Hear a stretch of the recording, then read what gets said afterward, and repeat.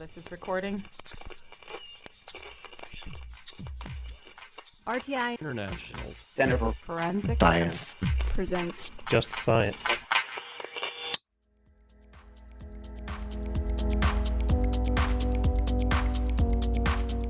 Welcome to Just Science, a podcast for forensic science professionals and anyone who is interested in learning more about how real crime laboratories work.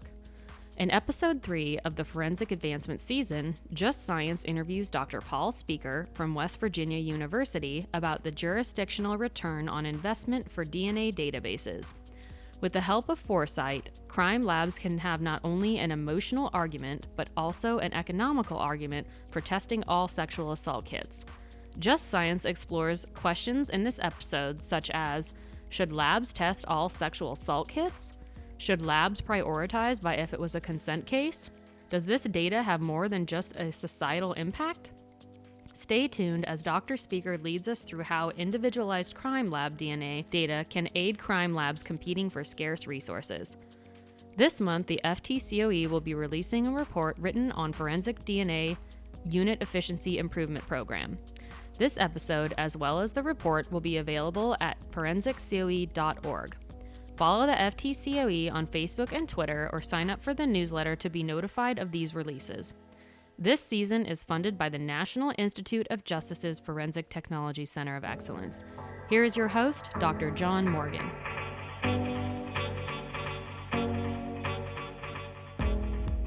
And welcome to Just Science, the podcast for forensic science professionals. I'm John Morgan, your host with RTI's Forensic Technology Center of Excellence, a program of the National Institute of Justice. And we're here this week in Atlanta in May at the American Society of Crime Laboratory Directors meeting. We've been recording podcasts here with some of the folks who are giving talks at the conference. We're actually doing our second podcast with Paul Speaker. Dr. Speaker is a member of the WVU, West Virginia University Finance Department, and has been working for now 10 years on building FORESIGHT data, which now covers 139 lab systems over 200 laboratories covering half the United States system and 6 continents, and excluding Antarctica, at least for the time being.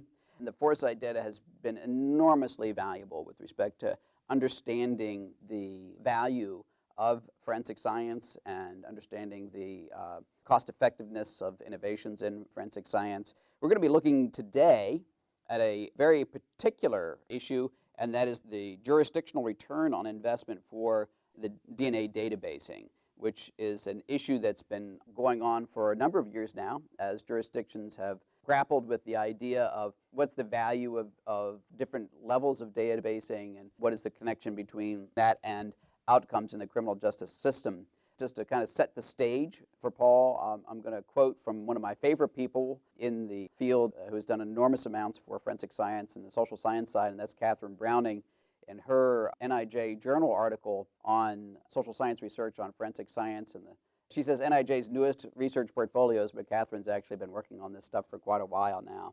And she concludes that paper by observing that resources are decreasing. We must keep learning how to be more efficient and using ever-evolving forensics technologies and examining the actual justice outcomes resulting from forensic evidence so that limited resources can be used wisely. And if there's anything that would be kind of like a foundation for Paul's work, I guess that would be it. Isn't that right? Yeah, that's really one of the major points behind Project FORESIGHT is we understood this. And particularly if you think back 10 years ago, this was the start of the Great Recession. So, what is the reaction when the economy is suddenly in turmoil? Government budgets were going way down and things had to be cut. So this idea of trying to find how to do more with less is say, well, let's make this database decisions. Let's kind of find out what's going on here. What does it cost to do this? And in economics, we refer to something known as opportunity cost. And we all know this. We make these decisions all the time. If you do one thing, you can't do something else. You have to give something up. So unless you are independently wealthy, and if you are, please call me. I'd like to befriend you. But we have to make choices. And you really want to understand what those choices are and to be making very, very explicit choices. They're not always happy choices that you want to make, but they're realistic. I mean, that's the nature of economics. The reason we have it is that we have what is known as the economic problem. Very simply put, we have unlimited desires and we have limited resources. So how can you make choices? And that's a lot of what we do here with Project Foresight, is to try to put that together. More importantly, Browning Quarter Quote suggests is you must convey that need for resources with legislative bodies. So whether it be a city council, a county board, state legislature, or federal funds or grant funds, you're going to have to be able to interpret what it is that you do. And you're competing. You're competing not just with other members of the justice system, you're competing with clean water, with the arts, at a national scale, with defense, with whatever it may be, with social services. And you better speak the language if you want to be able to compete well. Well, even with police cars. I know many crime laboratory directors will talk about that aspect of it. And it's interesting because it's both return on investment and a return on disinvestment, because that's what happens when you have a recession or any kind of crisis that's going on. It's just like, okay, are we going to take the attitude of we're just going to keep on cutting back and seeing what sticks? Or are we going to invest because we see that there's a return? And crime laboratories, in order to be successful in that race, in order to do their job and fulfill their mission, need to be able to demonstrate what that ROI is. Yeah, and this is actually the first of several areas that we're going to be looking at. But, of course, everybody always thinks about either the DNA database or DNA casework and what it brings back. And quite fortunate of being able to partner with the Center of Excellence on this one to say, let's put this in terms, and not just very broad-based terms, but by jurisdiction. We would like every jurisdiction to be able to talk specifically at what their return on investment would be. To give you a little bit of perspective on this is, return on investment is a really simple metric. It says, what are the net benefits that I'm getting? So you say, here's all my benefits over cost. What is the gain I got relative to the amount that I put in there? So it's a simple percentage. And you may look at your retirement account or look at something like that. What is your return? If we just isolated in the private sector the 30 companies on the Dow, so the Dow Jones Industrial Index, there are 30 companies. And the highest return on investment historically, at least over the last couple of years, is Apple. Mm-hmm. So everybody knows Apple Computer. Right. Well, their return on investment is about 28%. That's really good. Think of what you're getting out of a bank account. It's a very simple investment. Yeah. So I'll take that. If anybody is getting 28% on their money on a consistent basis, I want to know them as well. So that's really good. People. So think of that 28% as kind of a baseline in here. Sure. And in areas that have been very successful in trying to demonstrate the value of what they do, one of the examples I talk about outside forensics is a system called PulseNet. And this is where the CDC has gotten together and put money in. Said, let's create a nationwide system, again, DNA work, but on foodborne illness. And is it worthwhile for us to do that? So very good study that was done at Ohio State. And when you take their expenditure numbers and their benefit numbers, what you find is, better than Apple's 28%, a return on an investment of around 4,000%. Mm-hmm. When you take a look at this and you see what it took to invest and what they're able to do is, so if we're looking like, in recent weeks, there's been a lot of concern over lettuce. Right. And what they can do is very quickly through the system identify that it's the same bacteria in this instance and that, and you can find the source much faster. So the return in terms of illness is avoided, deaths avoided. I mean, if it gets to be that serious, we're able to measure how much quicker we're able to do this because of the system. Now, if you're arguing for funding the system and you say, well, sure, you can put $1 over in this other area of potential expenditure that maybe brings back a 50% rate of return. But we're talking, put your money here, 4,000. So we've attempted to do the same kind of thing where we can break it down to the jurisdictional level where they can talk about what they're doing. And fortunately, there's a couple great recent publications that have measured the benefit side. What Foresight does is it offers the expenditure side. I mean a Sure. true expenditure side, fully loaded expenditure where we can provide those kinds of metrics. I guess this is really the first time that I know of that Foresight's been used to look at the DNA database and capacity improvement issue. And so there have been attempts, though, over the last 10 to 15 years to kind of examine this whole idea of what has been the impact, because there has been an enormous investment in DNA, undeniably, and there's also undeniably an enormous amount more capability in crime laboratories today than there was in 2002 or 2003. It was kind of where I'd put a baseline.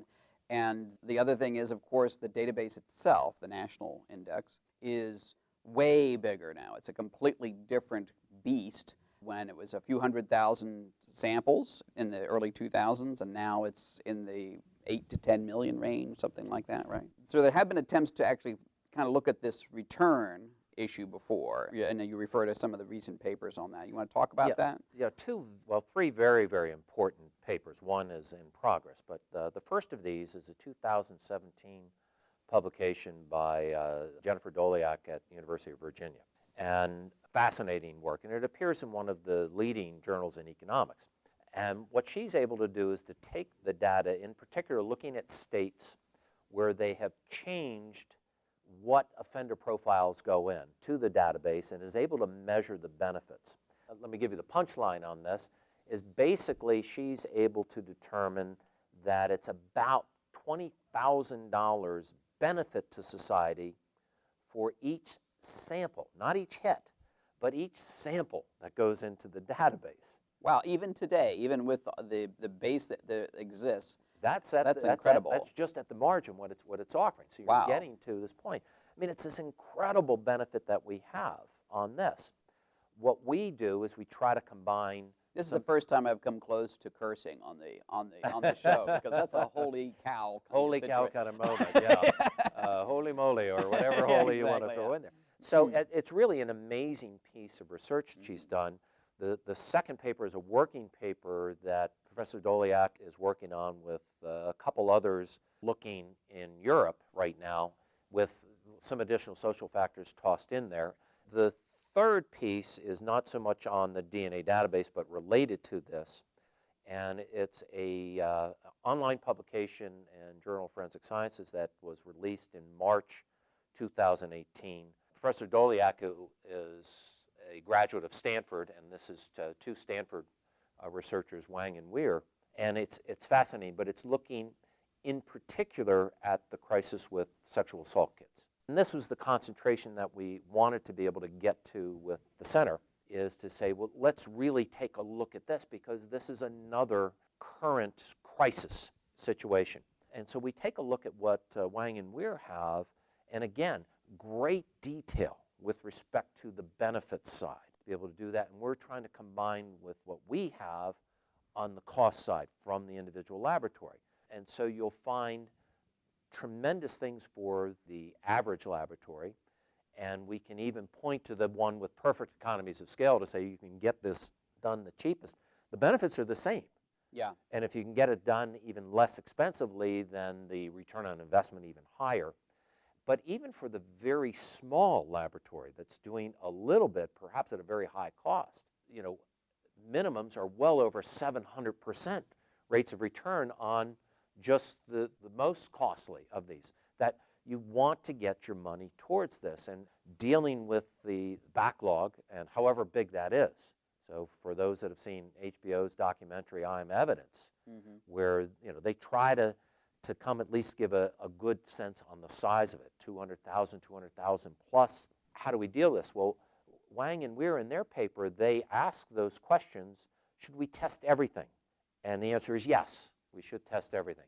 Should we prioritize on if it is a stranger assault versus somebody who you're familiar with? Right, a consent case, basically. Yeah, and so even with somebody who's claimed it was consensual, the survivor saying, well, no, it was not, he said, she said, how many serial rapists are you going to find in that? And their answer is, yes, you test these. You may, because of timing, prioritize some of those as to what you're going to be coming after.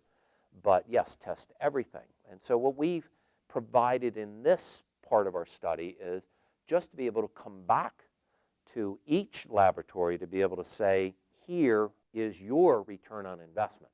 When you want to be able to argue for the resources, to be able to say, well, if you're looking at where do we put our public dollars, if my return on investment is 700% or 4,000% or 10,000%, depending on what your size is, it's an effective argument to use with budgeting authorities who are going to hear this from all sectors of public funding.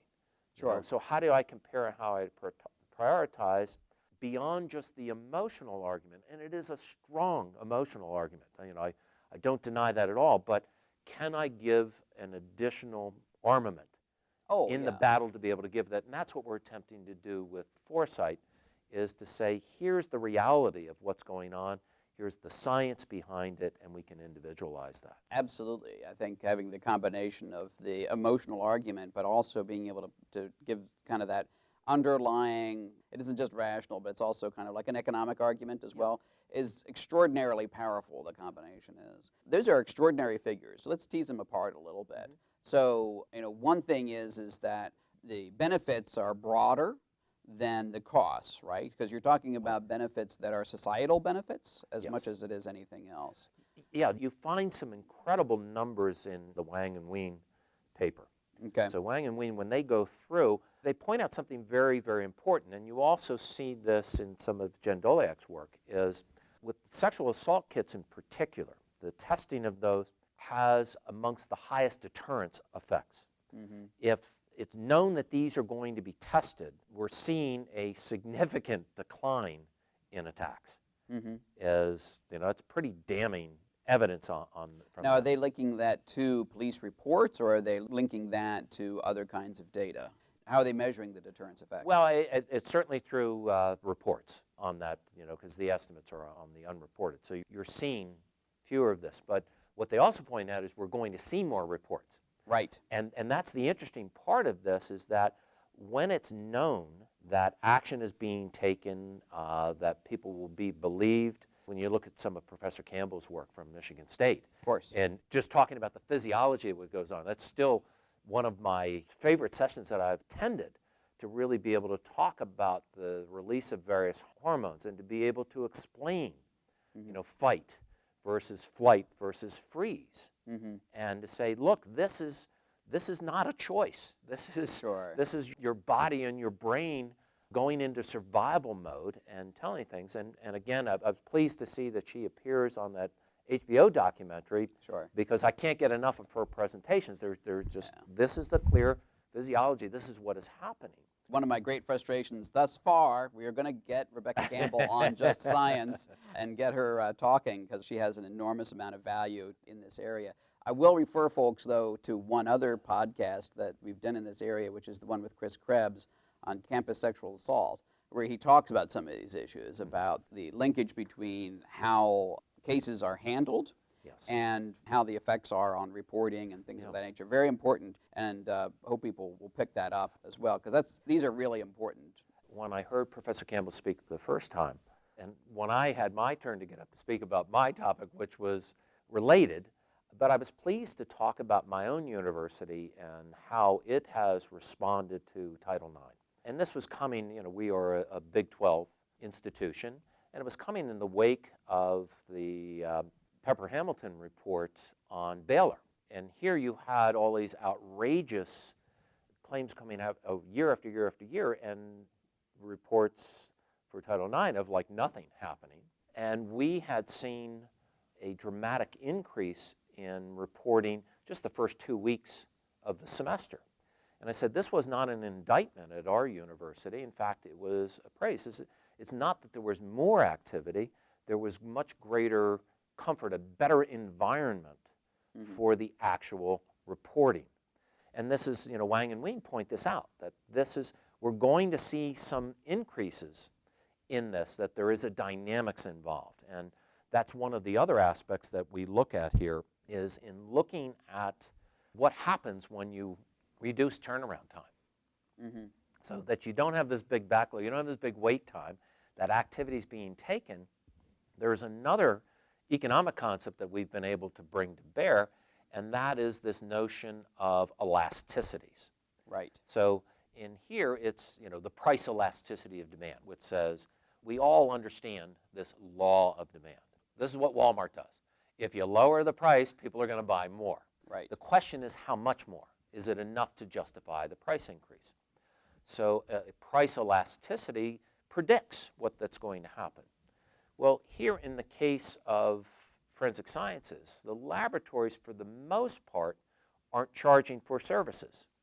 This is coming out of public funding, and that the policing bodies or the DA or prosecutors, whoever is submitting evidence, they're not necessarily charged for that evidence, but their indirect charge is wait time. Mm-hmm. What's your turnaround time? So we've used the FORESIGHT data for this predictive model to say what's going to go on. So if you were to reduce your turnaround time by 1%, we anticipate the demand for services to go up, but the question is by how much? And what we have found is, at least in our historic data, submissions for casework is going up by more than 1%. Mm-hmm. So that means your backlog isn't going away. So what Wang and Ween are referring to is we're seeing that that's happening. But not only will there be more case submission, there's going to be more evidence, more items submitted for every case. And that looked like it's historically goes up by about 4% for that 1% decline. And the laboratory is going to be examining more samples out of all those items. So it's both within particular cases and handling the new cases. And that's going up by nearly 3% historically with that 1% decline. So, and the number of reports that the lab is submitting going up by about 1.6%.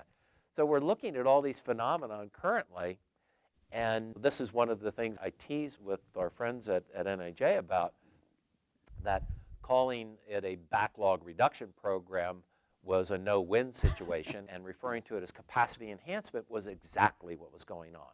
Sure. So we're getting some of the same questions now with the enormity of the backlog of sexual assault kits, and legislators asking the right questions. What will it take to get rid of the backlog?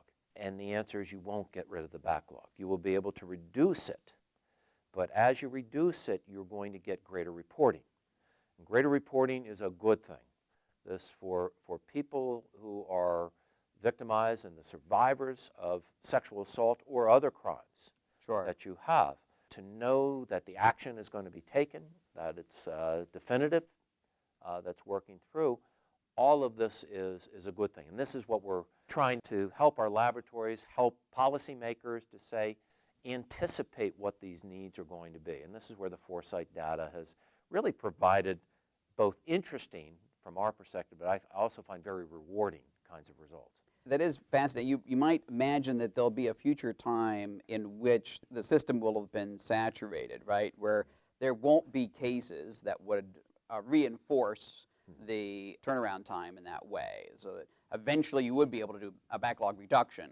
Yeah, you'll get to a steady state, and then it'll be more of a steady state. What can the court system handle, or what can you handle when you begin to adjudicate things, whether it's pleas or whatever?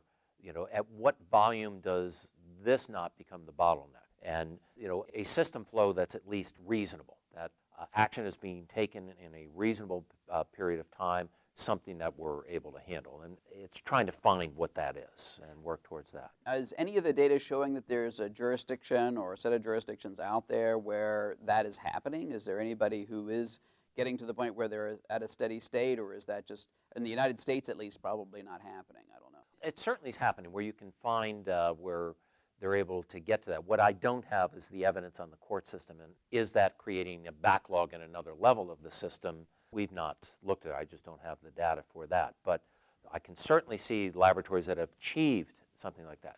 We've had in our project a couple instances where the laboratories have been able to track the use of their reports, or at least the downloading of their reports. And the use of backlog as being a 30-day metric is just an arbitrary number.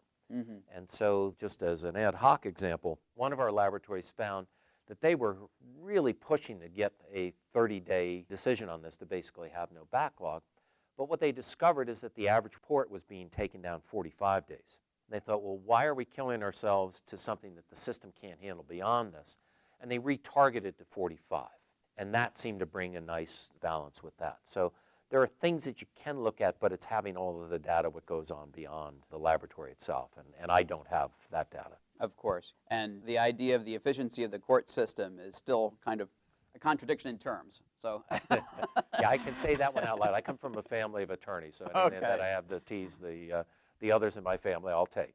let's take a look at the cost side a little bit. So you're pulling the cost side out in terms of different kinds of costs, because it's very different between doing a rape kit versus doing other kinds of biological evidence that might come out of a case versus doing a reference sample. And so how are you dividing that out and looking at that analysis? Yeah, so part of that was coming in what we're finding in terms of the cost of the average sample coming out of a laboratory and comparing to those. And it compares very favorably to what you would have in analyzing sexual assault kit. Mm-hmm. So we don't jump too much detail from that average, since what we found in our sample groups is we were getting that as one of the best indicators overall. Mm-hmm. And so that made it fairly convenient to look in there.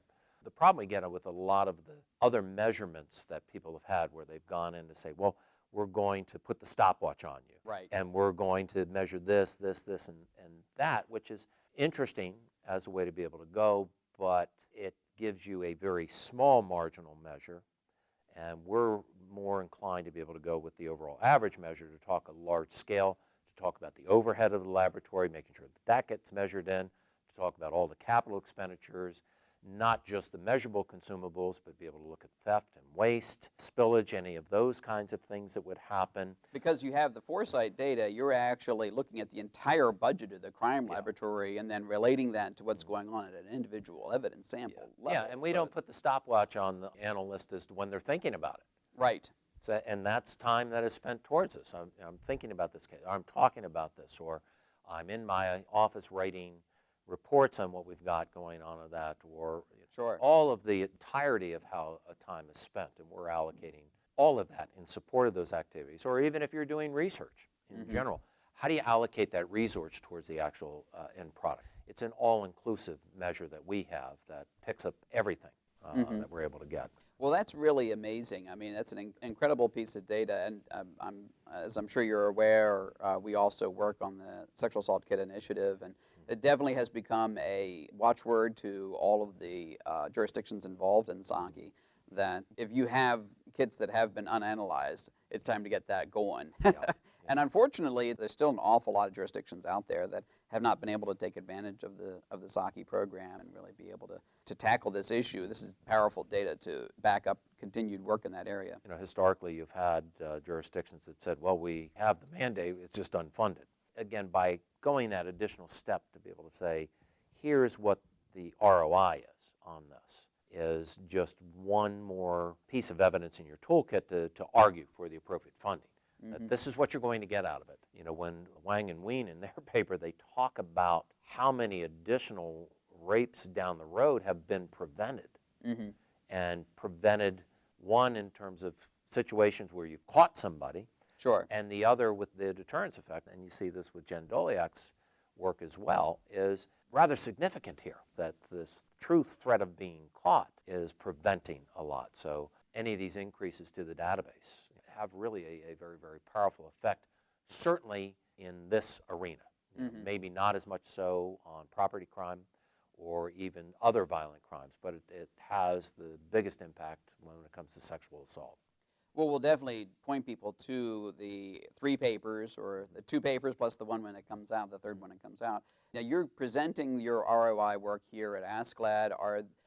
Will people be able to access it other ways too? Are you going to be publishing this or putting out any reports on this topic? We've put this in as part of the proceedings issue from the conference, so they should have access to that. We are working on the finalized paper for submission in a peer-reviewed journal to be able to get that out. So hopefully, in the not-too-distant future, all of the details of the work will be available. Well, we can't wait to see all that, and certainly appreciate this wonderful, wonderful look at it here on the podcast. And thank you so much, Paul. You're now tied. I think you're a 3-timer podcast on the Just Science podcast. So we've had a couple other folks be 3-timers, but it's excellent work, and we really appreciate your contribution to the community. Well, I like those on Saturday Night Live. When I hit 5, I'll expect a smoking jacket to be able to come along with us. That's right, Thank you, yeah. John. Well, thank you. And thank you to the listeners for listening in to Just Science today and hearing what Paul Speaker has to say. As you know, he's one of many great leaders in forensic science who've been a part of Just Science. And please give us some reviews on your favorite podcast platform and tell your friends and colleagues to listen into Just Science. And thank you so much for listening today.